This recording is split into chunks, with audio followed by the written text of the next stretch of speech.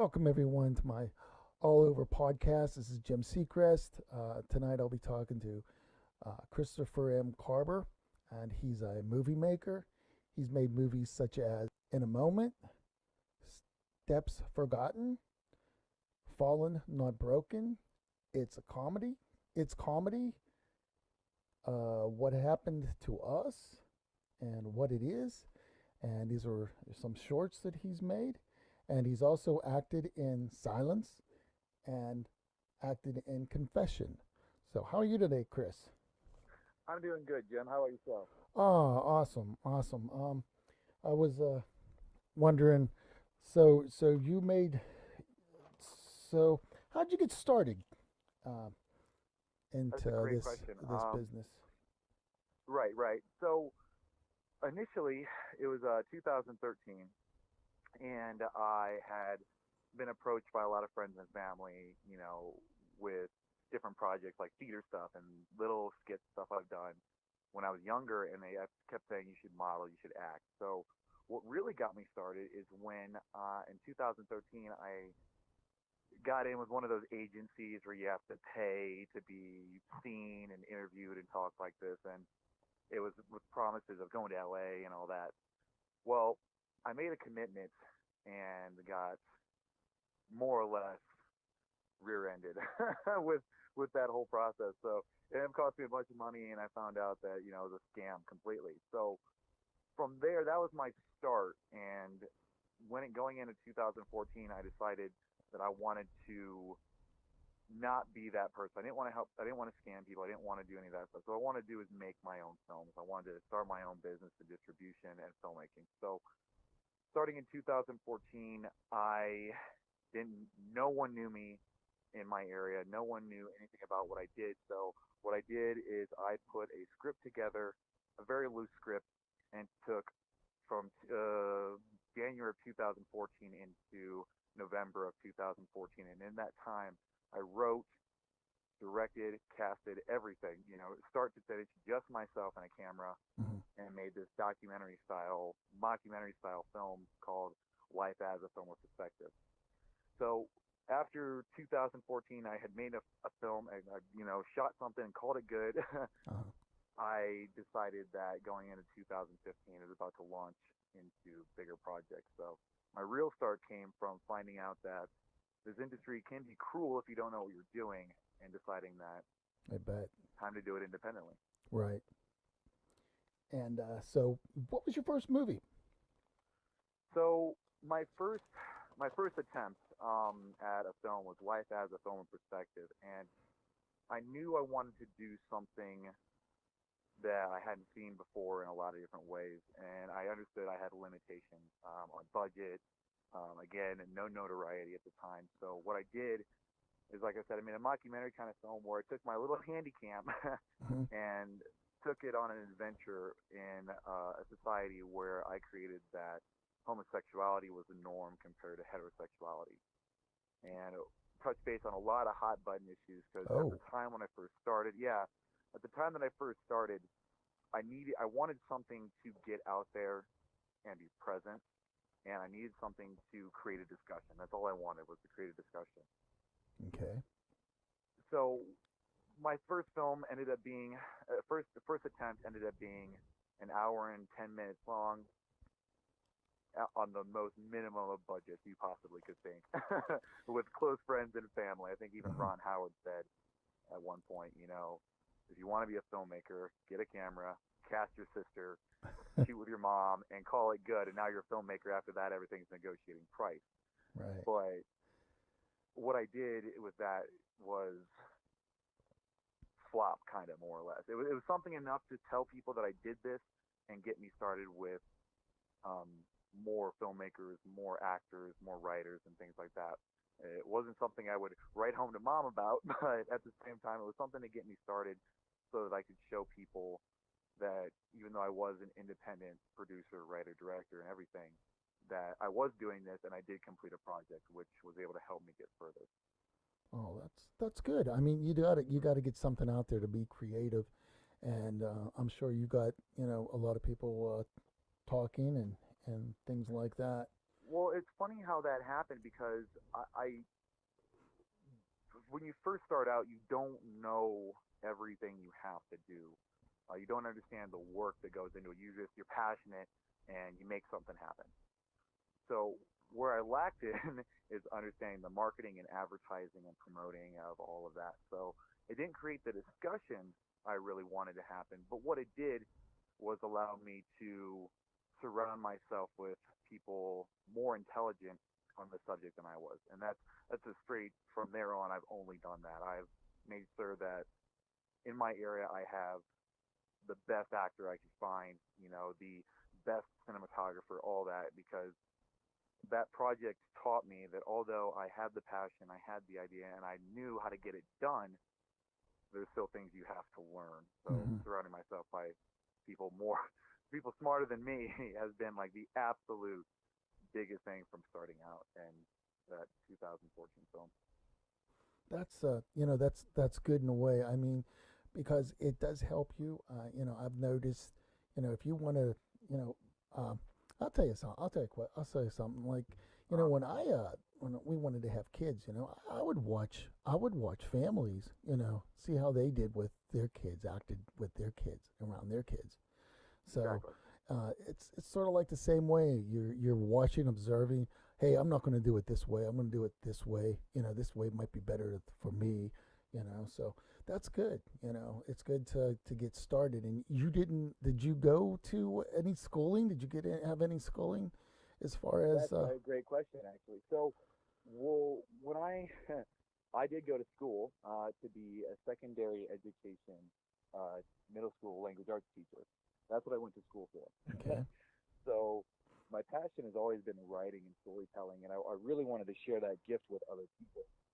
And to be honest, even I didn't end up going to school for film. I was introduced to cameras early on and what looks good, lighting, things like that, but never went to school for film.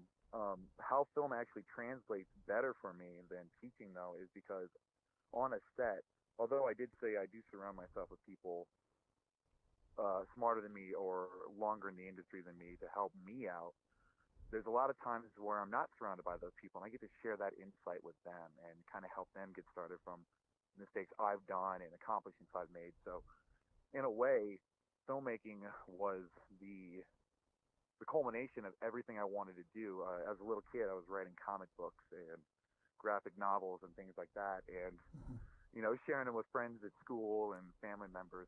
So when it came down to filmmaking, even though I didn't end up pursuing education, I still get to be on a set or among a cast and share insight and teach more or less what I know, and then everything else kind of falls into place. So that's kind of how that worked out.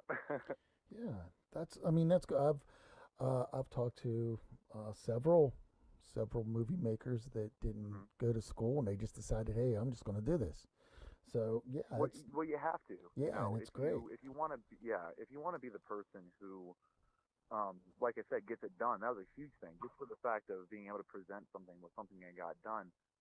No matter what it was, they knew you would get it done, and so that was huge. So if Yeah. you want to go out there and make something, make it.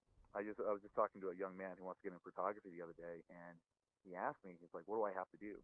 What do I have to do to get started?" I'm like, "Shoot constantly. Mhm. Don't judge it too harshly. Just shoot constantly. Find what you love and learn what you like and don't like, and go from there. Just Exactly. constantly shoot and see what happens." Practice makes perfect. That's why. Oh, You 100%, know, 100%. I mean, Michael Jordan just didn't go out and just say, I'm going to be a basketball player. I think he Hmm. worked at it, didn't Well, you'd think, right? he? I mean, there's talent out there. There's Yeah. definitely raw talent. I mean, Hmm. and you see that too when you start putting together these films. There is talent out there. Yes, there is. But at the same time, if that person doesn't work on it constantly, just listing off the amount of films I've done in just a short period of time, that's because I'm constantly working at it. You have to. So. And you're right about that. I mean, most of your movies that I've seen are like all 2008, 2017, Mm-hmm. 2018, which is great. You know, so you're getting it out there, and that's good. You are. I mean, Mhm. you're well for what I've seen.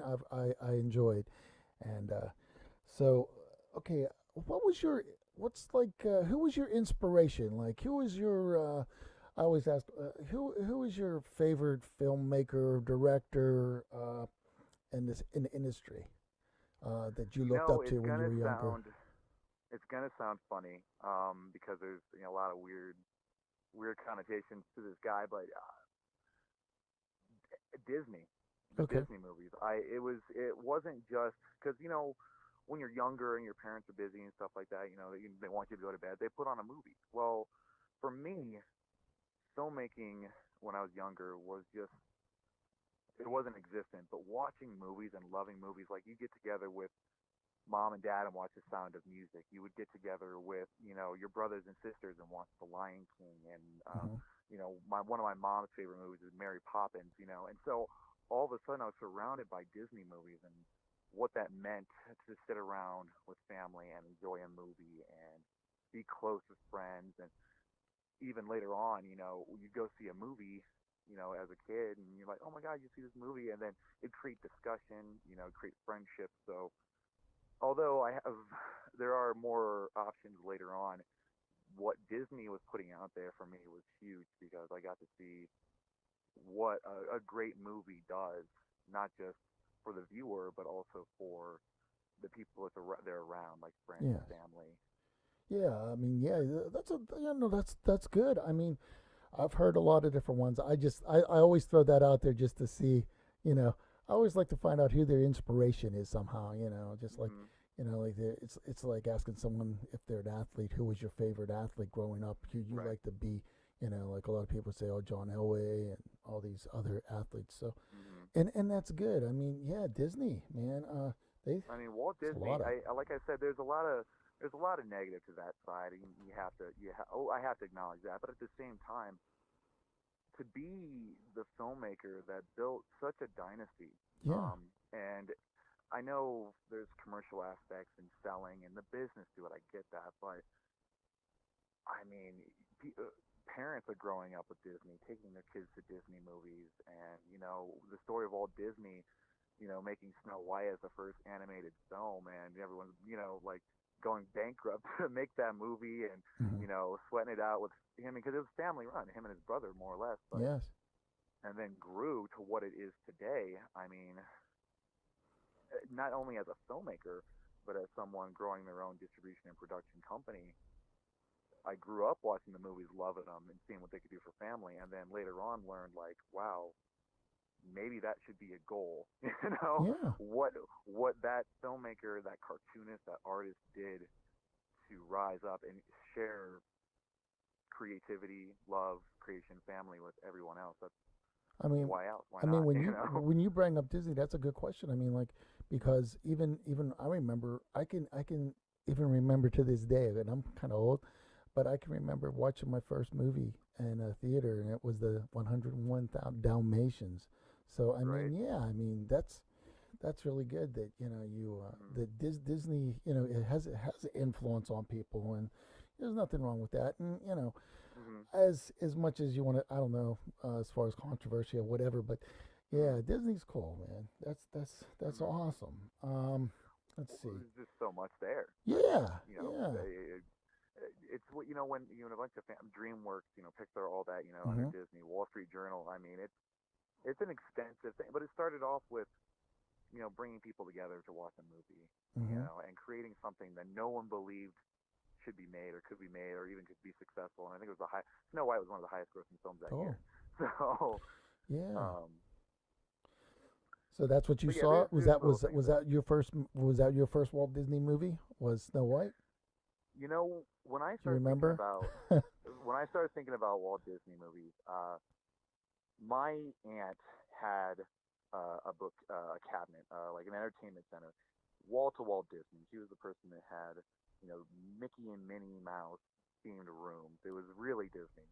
Hmm. But the one that really left an impact on me when I was younger, the one I can really remember watching first was like The Lion King. Um, Okay. I can think one of my first memories of watching a movie is The Lion King, because it'd be one of those things where me and my brother would go to the park and we'd be on the slide, and I'd grab his arms and, long live the king, and he'd slide down. It was just a fun, weird thing, and Yeah. it was great. But The Lion King, was definitely a big one. Yeah, yeah. It was good. That was a good movie. The music was awesome in it, and yeah, that was one of the good ones. Yeah. Well, funny thing is, last year it kind of came full circle. I actually did a local theater project, Macbeth, and Okay. I'm sitting there, and we're going through the rehearsals, and we're doing all this different stuff, and you find, Macbeth and Shakespeare's Hmm. effect on the Lion King. So it was cool for me last year to be a character in Macbeth and take on that and see that, full circle. My first real love of films came from Disney and Lion King, and then to be able to do Shakespeare later on is great. Yeah, I mean, I can tell from that influence of Macbeth with Fallen Not Broken. Uh, Hmm. that I was like, at first when I first watched it, I was like, oh, okay, this is interesting. The more I started Hmm. watching it, did you actually was that all your writing? In Yeah, was that so it's all? funny, right? Funny how that works out, because when I wrote that, it came out as all poetry. Uh huh. Initially, my idea was to make a musical. I had seen like Moulin Rouge recently, The Greatest Showman, and all these different musicals that were so fantastical. There's scenes even in like Moulin Rouge where the main two characters are dancing among Paris, among the clouds, and it's a very fantastic and amazing transporting situation. And I was like, wow, I really want to do something like that for a film. And then I started looking at it. So when I started writing that film, those it was meant to be music. It was eventually supposed to be a musical, and then Hmm. the more I wrote it and the more I said the words out loud, I was like, no, let's make it spoken word. So yes, it was all written by me, and it's definitely a favorite. Yeah, you can. I mean, when I was watching it, even you're right on that as far as the music wise, because I'm like, huh, I wonder if you could actually put music song music to the words. I mean, because it was, that they were really, good lyrics to tell you the truth. Hmm. Yep. Really, really good, really creative. I mean, if any of you guys want to watch that movie, it's a really good movie. It's a really creative movie. Is Fallen Not Broken. Um, so, okay, let's see. And also, I tell you what, let's see, I think it was uh, Steps Forgotten. Yep. Um, that was an interesting one, too. Um, the, So that one was definitely the creative thing, and the amazing thing about independently producing, writing, directing your own stuff is you don't have that larger studio. You don't have that big commercial will this sell. You're allowed to be creative and create something. And mhm, Steps Forgotten came from that. I'm sitting there and I start writing this story about a girl who loses herself and has to find herself. And I wanted to show, and it's a very prominent theme through a lot of my films to have a very strong female lead. Just because I like seeing that sometimes. It's a way for it to kind of stand out a little bit from a lot of the bigger projects that you see a lot of different filmmakers go through. But mhm, Steps Forgotten at its base is about a young woman who's ripped from her current situation, as you saw in the film, mhm. and placed in a completely new one where she has to discover herself, and all all through her experiences in the film and how she personally feels. That was a really fun one to work with, because the lead character in that one had to do everything I wanted to do without speaking, which I don't know if that's something you noticed about her character. She was had to react. It had to be very reactive. It had to be very, Yeah. um, yeah, just very. I think it was actually more or less something that it was kind of like a thing that I would suggest a lot of actors do is focus on your reactions. Be the character that draws attention without even saying a word, And then if you've done that, then be the actor that can take on the lead roles and stuff. Yeah, she was really good in that. She Hmm. really was. Yeah, all your actually every one of the actors that I've seen on in your movies are really good. Like, in the Moment was a good movie also, Hmm. because uh, I watched Misfits, and I was like, oh wow, he's got him in there, you know. So Hmm. that was interesting too. He did Yeah, a good Paul is job. a Paul. It's funny when I saw Misfit locally in Colorado. I liked him as a character, and I got to meet him. A very fun guy, very energetic. Hmm. But one thing I like to see, because I do have some acting background myself. I've done projects, and I do hold characters to a very high standard. But when I saw Paul be that character in Misfit, I really wanted to see what else he could do. Uh-huh. And so I brought him the script. If and like if you've seen Misfit, in a moment is completely different. Yeah. He's a completely different character. But in hindsight, I think I made the great choice because even though I was introduced to him as one character, he was more than capable of being this other character that I needed to be for in a moment. And I was just amazed. Great guy. Paul's a great guy. Was that his second movie he made besides Misfits? That he was in your movie, or was that a couple before? That's a great question. When I saw him, he was in Misfit, but he's been active for quite a while. I haven't been able to reach out to him more or less on his other stuff, and that's always my fault. I do when I cast, I I don't dive so much into what you have done. Normally, by the time I'm sitting across you in a casting call or an audition, especially one on one with me, I've already seen something in your work, your image, your stuff that I really want that I think can bring a character to life. So I do kind of fall flat when I find out about others. So I don't know exactly what he's done before that because I'd already seen enough to know that he was the one I wanted.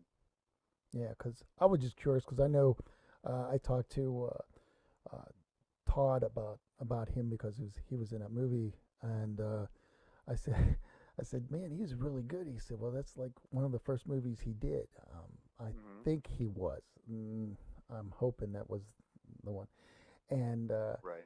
I was like, oh wow, he's really good. And I was even telling John Briner, I said, yeah, he kind of reminds me of when he was doing, when he did Misfit, it reminded me a lot of Joe Pesci, you know.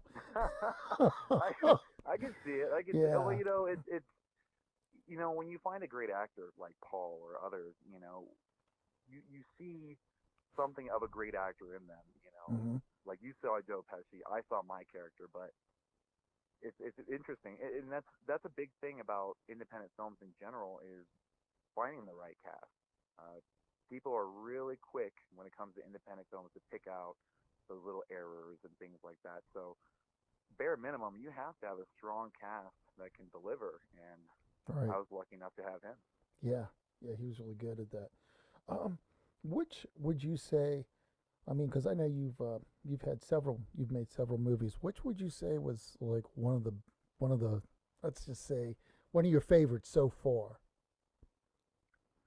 One of my favorites so far is that's always a hard question because as you probably have heard from other people, each one of them is my baby. Right. You know, I was I just. I love them to death. But it's always funny how it works off because you get better, you get you create that other story. So it always ends up being my favorite one is the next one I did until Okay. the next one I did. There you But go. in the right now, um, in a moment, uh, funny that you mentioned Paul. In a moment is one of my favorites. It's actually going to be a part of a larger production. Oh. It's actually going to be a feature in How We Found Hope, which is a kind of a quiet project right now that I'm working on. But Oh, in a that's moment is a feature in that. that's And good.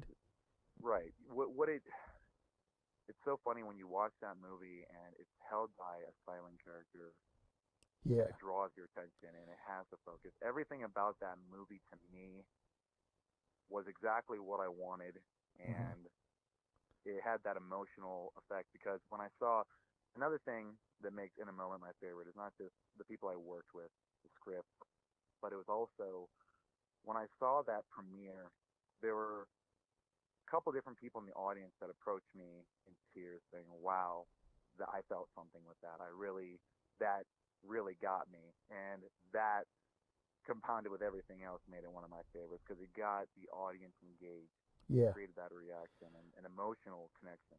Yeah. I mean, when I watched it at first, I was like, okay, wait a minute. What is, what's going on here? Hmm. And then I got it.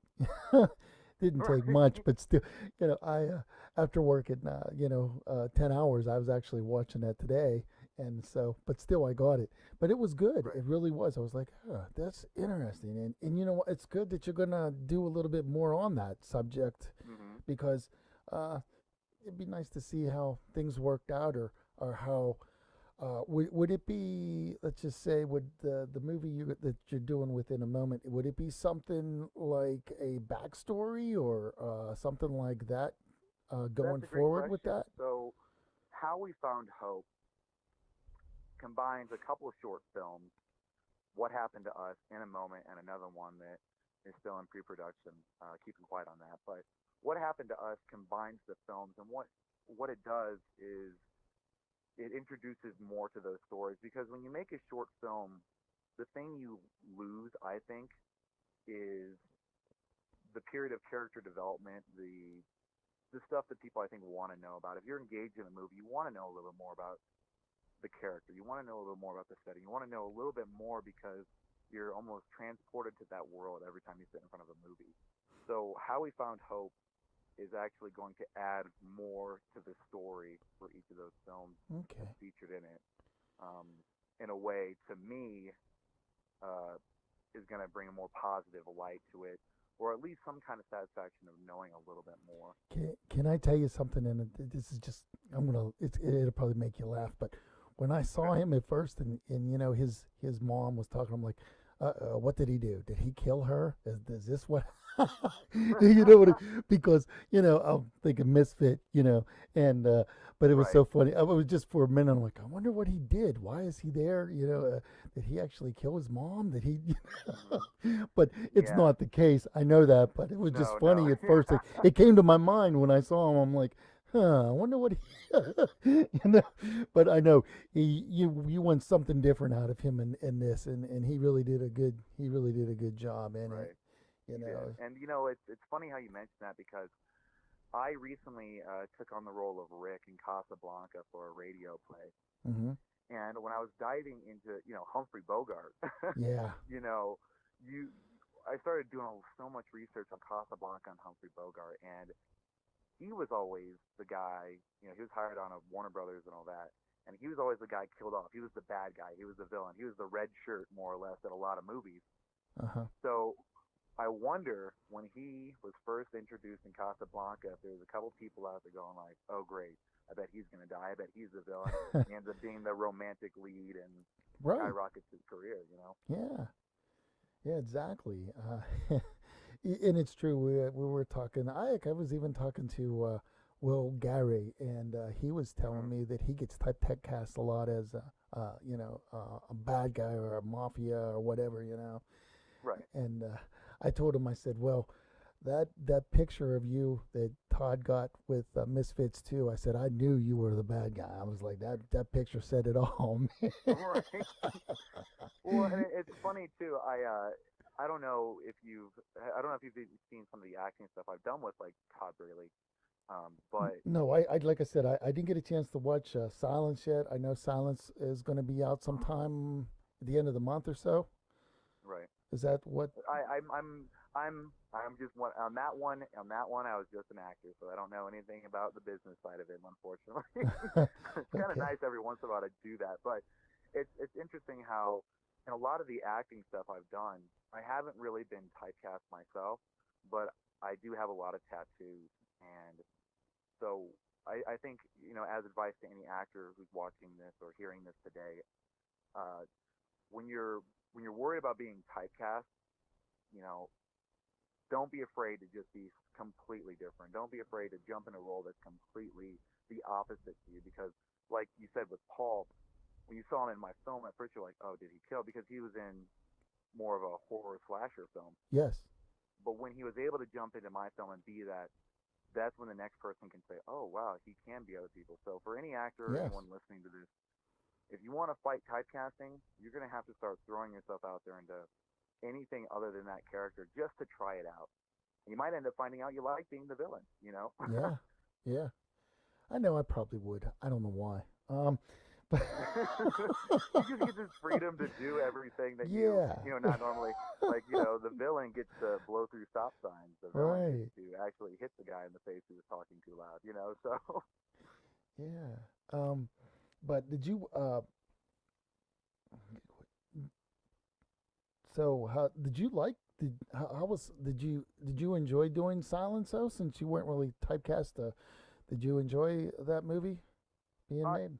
me personally, when I was in Silenced, I remember because whenever I always help independent filmmakers. I actually run a large group out here on the western slope of Colorado that actually connects filmmakers, and I'm currently working with groups that connect the Front Range and the western slope. So the entire of Colorado, we're connecting filmmakers. So although I was really busy, I didn't get to spend a lot of time on Silence, but I I see. made myself available to help a filmmaker like Todd because Hmm.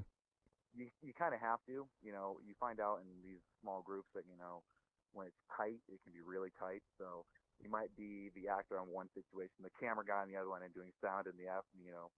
But from my experience with Silence, it was great to see the variety of cast. And at the time, I was working on Macbeth. I was working on Fallen Not Broken. I was actually working on quite a few projects, so it was really nice to be on Silence and be a character for a moment and just wipe the slate clean and just be that character for a moment. So from my experience with Silence, I'd have to say I really enjoyed it. I also noticed on Fallen Not Broken, the actor that first came out. Now he's in both your movies. He's really good. He's in Fallen Not Broken, and he's also in Steps Forgotten. Yep. Yeah. Jesse, actually, it was interesting because I'm glad you brought up Jesse because normally I don't work with the same actors more than maybe twice. Hmm. And you'll see even with a lot of big directors, they'll work with somebody over and over and over. Like Leonardo DiCaprio will Right. constantly be working on a Scorsese film. I don't tend to do that. I like to find new talent. I like to put new people in the spotlight. But Jesse was introduced to me through Steps Forgotten, and I liked him, so we went into Fallen Not Broken. Now, Fallen Not Broken, really, I saw his character, and you actually see it, and there's another character named Nicole. She plays the girl in the green hood in Fallen Not Broken. Hmm. I took both Jesse and Nicole from that movie, and I brought them onto What Happened to Us, which is my newest release Okay. coming out soon online. I think YouTube is the preference right now, but it took Jesse and Nicole, and it's funny because I don't like to continually cast the same people, but I love what they did, and I wanted to see them do more. I'm like, I've seen you be these roles, but I bet you can do this one. Let's see you do more. So Uh, that's the only time I ever use actors again, and Jesse's one of those examples. so, do you think he'll be in a little bit more of What Happened to Us? Will he be in some of that? That's a great question. What Happened to Us was filmed summer of this year, and it did actually just have its premiere starring Jesse and Nicole. Um, it hasn't made itself online yet, but those two did take on the lead roles, and they created a fantastic performance that I can't wait to share with everyone. Oh, that's good. That's good. He's really good. I'm gonna have to try to get him on sometime and talk to him. Has Oh, he great guy, great guy. is he done other stuff besides what he's been in here with you? They're again. I always seem to fail when it comes into their history because by the time I've already reached out to them and casted them, I've seen them in just one thing that really drew me. And at the time, Jesse had actually approached me about this community project he was working on, and just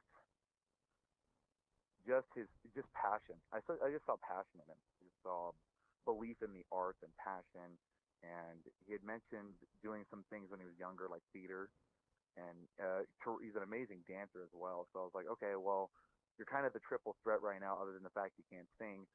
Let me see what I can do with you. So I don't know exactly what he's been in beforehand, but I can vouch for the fact that he is a terrific actor and a great guy. Yeah, he could be a good rapper, I guess, right? Right. Because Well, honestly, he's on when he first, I was like, okay, I interesting. know, and it's from that movie, Fallen Not Broken. I one of those lines.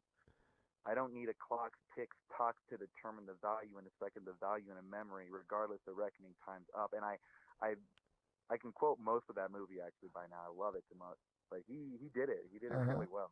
Yeah, it was good. Like I said, I was going to try to even do some rap for you with that movie, and I'm like, I forget it. I'll I'll let you do that Next one. time. Next Yeah, time. maybe next time I'll surprise you. Right. There you go. There you go. um, yeah. So let's see, where can we go? But it's funny you mentioned music, and in every one of my films, you'll see that music actually plays a very serious role, and I think it always has. I remember when someone once walked up to me and they said Quentin Tarantino is the musical director. You know, every scene has its own style and music to it, and I was like, and that blew me away. I thought that was so interesting, but at the same time, the more I watched movies, the more I was like, oh, everything's like that. So I Yeah. remember when it comes to music, I mean, I was surrounded by music as a kid. My dad was on one spectrum, like the rock and roll, Limp Bizkit, Kids Rock, things like that. Hmm. It was a weird mix. And then on my mom's side, it was like country and pop. So music definitely plays a big role in a lot of my films as well. And I rarely work with a lot of composers because I sometimes music's very personal to me with my projects. So I generally try and make that work myself. Yeah, and to tell you the truth, the music that you have picked out for in all your movies was really Mm-hmm. good. I think you did an excellent job in the taste of music. Background or you know when you make your movies are really good. And that's a very me personally. I find that a tricky process because you're listening to the radio, you know what's current, you know what's popular, you know what people like, at the time. So, and then you also are influenced by all the stuff you listen to. And so it's kind of interesting when you're finding something for your film because what is the best mix? What's something that fits this movie the best rather than what the a large audience buys. And at the same time, it can work both ways. You sometimes you need a more modern and pop feel to a scene, so you find that sound. Yeah, Sometimes you need a more solemn, dramatic orchestral piece, and you find that. But it's always tricky, but very important. you know what I've been told, even though this is sort of like off the subject, but it's still off on the subject, uh, Of course. is about music. Horror movies. If you would Hmm. take the music sound, turn it down, it wouldn't have the same effect as the scariness in it. And I agree with that. There's a clip that I was watching. It was a Jason Statham movie without sound effects. So it was funny because uh, I'm working on this I'm working on a fan series, a Nightwing fan series right now, and where there's a lot of action sequences. And I always remember that Jason Statham and the horror movie stuff because without sound effects, without the right music, Hmm. it doesn't look like a fight scene. It looks like people just kind of flopping around, or her walking up to that door and opening it. It doesn't creak, and it says, "Why is she slowly opening the door?" That's Right. huge, huge. It's very important. And the funny thing is, it's like what's going to happen, especially like the Friday 13th. They always have that music. What was Halloween, the recent movie they just made. Uh huh. The same music. You're like, someone's going to die or something's going to happen. But you have Right. that movie. You have that music. Uh huh. Something's something's going to happen. And that's what's great. It is. Yeah. It's very important. Yes. It's not just the music. Sometimes the sound. I can't even tell you how many times when I'm working on a project and I'm in post and Falling Not Broken actually. Here's a funny thing. A little kind of ruin the magic for you, but No, go Fall ahead. Not Tell me some Broken stories. when Tell me when that stories. character. Go Right. ahead. I'm sorry. When Go Fall ahead. Not Broken when that character at the end, he's kind of looks like a dirty, almost homeless person. His hair's all wild. He's wearing Yeah. a weird green sweat. He drags a book bag. Yeah.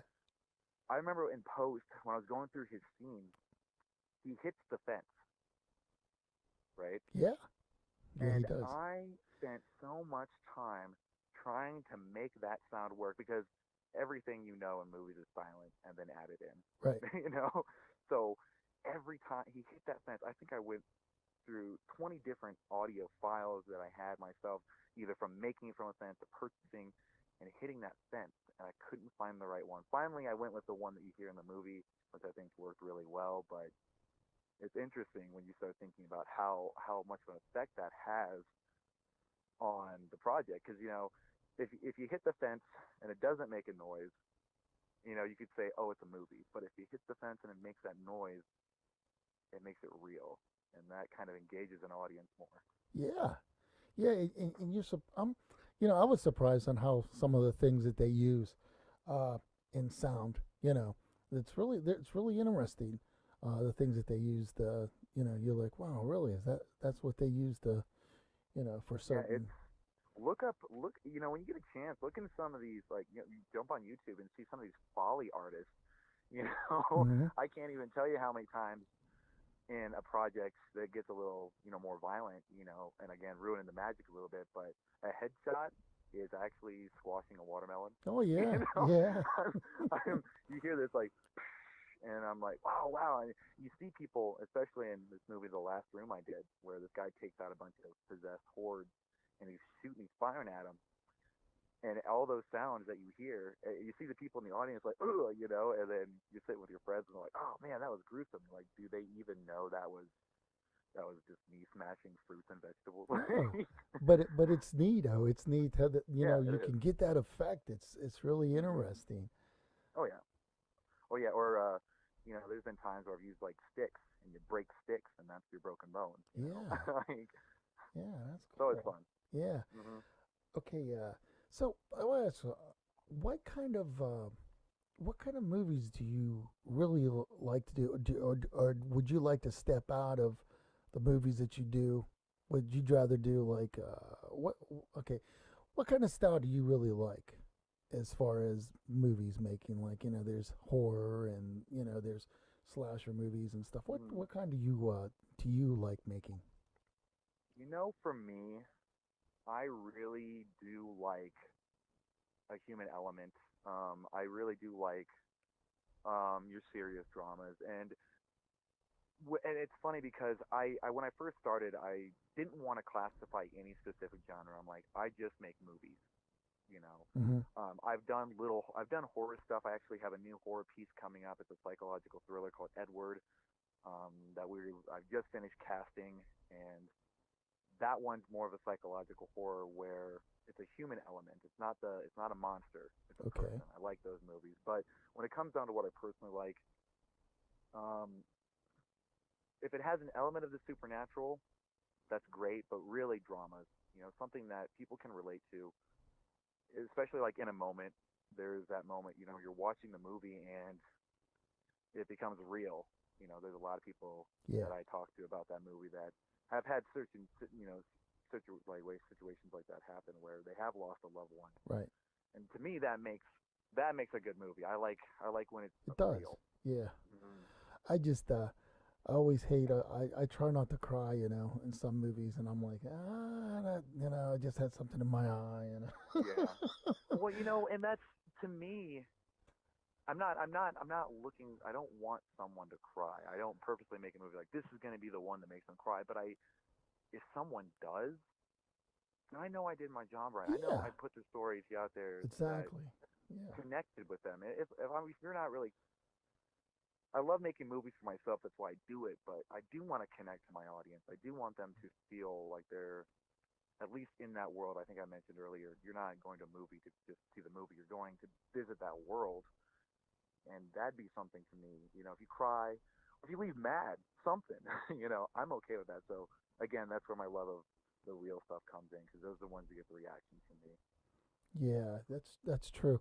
I know that, don't get me wrong, you're talking about the psychological thing, and I always, some people ask you, like, a lot of people, you know, they ask me, why do you like The Walking Dead? And I say, well, I like it only because it's the psychological thing more than it is the monsters. It's how do Right. you react? And, you know, people are like, really? I'm like, yeah, if you look at it psychologically, that's basically, what I like. It's a mind thing. It's a Yeah. mind trip. When Right. and it sounds like that movie that you're going to be making. Would you say Mr. Edward something? Edward. Yep. Edward. Edward. It sounds like that's going to be a good movie. I'd watch it. Right. I Well, definitely. and I'm a fan of The Walking Dead myself, and it's interesting because if you watch that from season one, where they start out with nothing, there's more supplies. There's but there's less structure. There's less figuring it out. Actually living in the apocalypse. It's kind of like scared here or there. They end up on the farm, you know. And then as you see it go on, you really start to see the human condition and the end of the world take its effect. The zombies, I think, uh, are more or less what's going on. It's a constant thing. You always have to constantly live on guard to that. But when you see how people react with each other, I definitely see the psychological point there. Yeah, yeah. Uh, the real psychological ones when they was look at the flowers. Yeah, that right. was that was wow. Yeah, that was Yeah. Well, and totally. like I said, the real stuff really gets me the most. You see, you know, you call it a zombie thing, you call it this apocalypse thing, but you see elements of a father with his son, a father with a best friend who had got with, I don't want to put any spoilers out there, but the best friend isn't the best friend all the way through season one. Yeah, But there's lots of different, there's relationship, there's connection, there's a lot of different things. So there's a yeah. lot of elements of real life, and relatable content. And I like that the characters pull you in, and Yep. when you're making a movie, especially some of your movies, they did. I mean, honestly, you did your job. I mean, every time I watched one of your movies here, the characters bring it in. That they, the actors really did a great job, and I think you're on your way, man. I'm telling you Hmm. that the movie that you're going to be, uh, your next project sounds like it's really going to be a good one, and I Yeah, can't and I wait have to see quite a that. few. I have quite a few. 2019, like every year before it, is going to be a busy one. But when it's all said and done, it's something I love doing. It's every part of what I love about being myself and being in the situation I'm in right now. Because it's always creative. It's always different. It's always new. So, Yeah, yeah. So I'm be looking forward to watching some of your stuff and keeping in touch with me because we talk to you again sometime. I mean, because like I said, of course, yep, happily. you're you know that I don't know why, man, but I tell you what, that Fallen Not Broken was really good. I don't know, I really enjoyed it for some reason, Thank you. and And for anyone listening, that is available on YouTube. Of course, you can find that on Running Direct Productions. Um, that's definitely it's a favorite. It's one of the newest ones, and if I can say anything about it, casting on any level is going to be one of the most important parts for a lot of projects. A good story, a good script, and casting, and I think we did our job with that one. yes, you did, yeah. Like I said, check out some of the your movies, guys. I mean, he's got some good movies out there. There's shorts, which is cool. Sometimes I like watching shorts, and Yeah, but they're get in, good. get out, a Yeah, little escape. yeah, yeah. The Three Stooges are like some of the best shorts ever. Right. I'm sorry. I'm not mean to. I'm not Oh trying to. man. I'm not trying to Oh compare you with the Three Stooges. no, no, Sorry no. But about. it's good. I get it. I get it. It's But yeah, man. I mean, they're awesome movies. So I will highly recommend to check them all out. I'd like to watch, like I said, when you get what happened to us would be awesome. I'll get a chance to see that sometime. And I'll be happy to send it to you. okay, thanks. And so let's see. So the so when are your projects are going to be like towards the end of the year or like in the beginning to look Great for? question. So what happened to us is It did a soft premiere, and we're going to be bringing that out in the next couple months online. That will be one of the What Happened to Us will be included within a moment in the bigger project How We Found Hope as well. But yeah, you'll start seeing a lot of information on what happened to us in the following months as it releases online to YouTube on a free platform, and then you'll also start to see, um, if you're following any of the stuff on Facebook or other social media platforms, you start to see Edward entering pre-production and the new Nightwing series that I'm working on, also a mini series that'll be um, releasing online to YouTube free platform. That's great. Well, I'm gonna let you go, Michael. I mean, Michael. Sorry, Christopher. No problem. And thank you so much for joining being on my show tonight. And I really appreciate that. Check out some of his movies, such as In a Moment, uh, Steps Forgotten, Fallen Not Broken, and it's comedy.